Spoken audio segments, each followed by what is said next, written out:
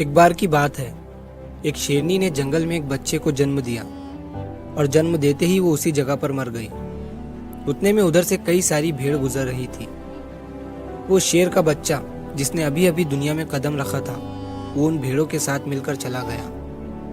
अब वो शेर का बच्चा एक भेड़ की तरह पलने लगा और उन भेड़ों के साथ रहकर वो खुद को भी एक भेड़ ही समझने लगा था। उसने कभी मांस नहीं खाया और वो भेड़ों के साथ मिलकर घास खाने लगा था। उसे कुछ आइडिया ही नहीं था कि एक शेर कैसे रहता है और कैसे अपनी जिंदगी गुजारता है, और उसे ये तक नहीं पता था कि वो एक शेर है, क्योंकि उसके चारों तरफ भेड़ ही भेड़ थी और भेड़ों के ही साथ वो पलने लगा था। उसने कभी शेर की तरह नहीं दहाड़ा। फिर समय गुजरता गया और वो शेर का बच्चा एक यंग शेर बन गया। वो भेड़ों के झुंड में अलग ही दिख रहा था, लेकिन भेड़ों के साथ रहकर भेड़ों को उसकी आदत हो गई थी। एक दिन एक बूढ़े शेर ने उन भेड़ों के झुंड पर हमला कर दिया। जब उस बूढ़े शेर ने भेड़ों के झुंड में इस यंग शेर को देखा तो वो हैरान हो गया। उसे अपनी आंखों पर विश्वास नहीं हो रहा था। उसने देखा कि एक यंग शेर भेड़ों के साथ घूम रहा है। उसने पहले कभी ऐसा नहीं देखा था। वो ये भूल गया कि वो वहाँ पर भेड़ों को पकड़ने आया था। उसने सोचा कि वो उस शेर से बात करेगा और पूछेगा कि ये सब क्या हो रहा है।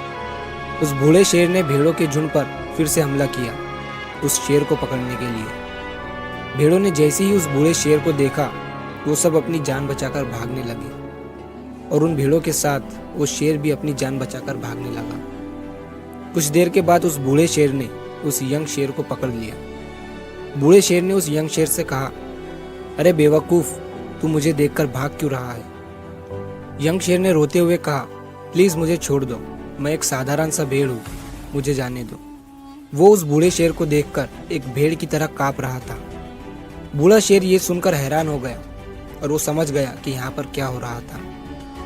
वो बूढ़ा शेर उस यंग शेर को एक नदी के पास लेकर गया। यंग शेर वहां से भागने की कोशिश कर रहा था, लेकिन बूढ़े शेर ने उसे नदी की तरफ धकेलते हुए कहा कि अपने आप को इस पानी में देखो। नदी का पानी पूरी तरह से शांत था।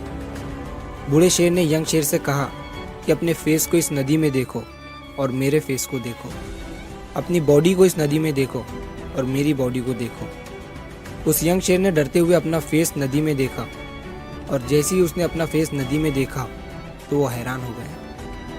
उसने देखा कि वो एक भेड़ की तरह नहीं बल्कि एक शेर की तरह दिखता है। वो रियलिटी को समझ गया कि वो एक भेड़ नहीं बल्कि एक शेर है, और एक सेकंड के अंदर ही उसने एक शेर की तरह दहाड़ा। उसकी दहाड़ सुनकर पूरा जंगल कांप गया। उसने अपने आप को पहचान लिया, अपनी पावर्स को पहचान लिया, और तभी उसने अपने आप में एक ऐसी एनर्जी महसूस की जो उसने आज से पहले कभी नहीं की थी।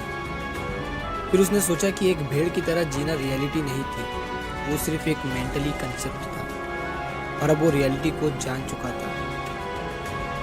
इस कहानी से बहुत ही डीप मैसेज निकलकर सामने आता है। अपने अंदर से उस वीकनेस को निकालो जो आपके अंदर झूठ बोल बोल कर बैठा दी गई है। आप भी एक शेर की तरह हो जो भेड़ों के बीच फंस चुके हो। आपके आसपास जितने भी लोग हैं वो आपको ये फील कराते हैं कि आप अपनी लाइफ में कुछ नहीं कर सकते हो, क्योंकि कहीं ना कहीं आप भी उनके साथ रह रहकर उनकी ही तरह बनने की कोशिश करते हैं। आपको इस भीड़ से अलग खड़े रहना है और अपनी पोटेंशियल, अपनी पावर्स, अपनी एबिलिटी को पहचानना है। और जिस दिन आप अपनी पावर्स, अपनी एबिलिटी को पहचान लोगे उस शेर की तरह, तब आपको दहाड़ने से कोई भी नहीं रोक पाएगा। कोई भी आपको आपकी सक्सेस के राह से भटका नहीं पाएगा।